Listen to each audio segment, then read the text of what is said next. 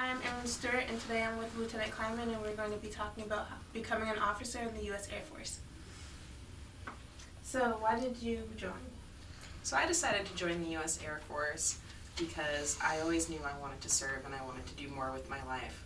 At the time I decided to join, I was practicing as a speech-language pathologist. I had been practicing for 3 years in the private sector, and I really loved what I did, but I wasn't happy with my life. I knew there was more I wanted to do, more I wanted to see, and joining the Air Force opened up a new world of possibilities for me. And what jobs were you looking at? When I first walked into my recruiter's office, I was looking at being an intelligence officer or a security forces officer, and I found out that there's many more career fields that I should be open to. When you're applying to be an officer through officer training school, you really need to take whatever position you can get. It is somewhat based on the needs of the Air Force, and it just so happens that the Air Force is in high need of aviators. I first thought I wasn't eligible to be an aviator because I wear glasses, but I was mistaken. That's one of those rumors that's just flying around out there, and I applied. My first choice was to be a pilot. My second choice was to be a combat systems officer, and I ended up being selected as a combat systems officer. And how does someone go about commissioning? So there are 3 ways to commission as an officer in the U.S. Air Force. The first way is to go to the United States Air Force Academy in Colorado.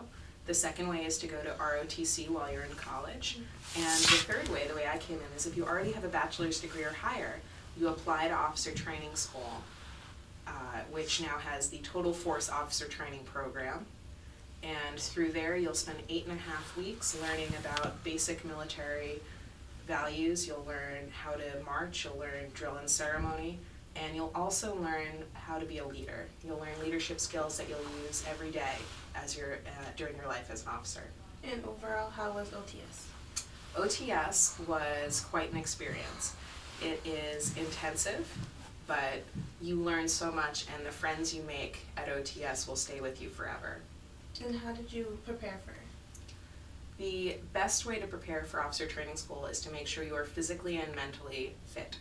Get in shape as much as possible, be able to complete the Air Force fitness requirements, be able to get a 90 or above on your fitness test, and you can look up the standards for that on the United States Air Force website. And also be ready for mental challenges. Officer training school is hard. They're going to push you. They're going to expect you to do more. They're going to expect you to hit the ground running. So be mentally and physically fit. That's the best advice I can give. And how do you like the Air Force? I love being in the Air Force. I serve with some of the best guys I've ever met, guys and gals I've ever met. There are new opportunities presented to me every day, and I get to fly, and it's a dream. I'm Erin Stewart, and I'm with Lieutenant Kleiman, and thank you for watching. Thank you for watching.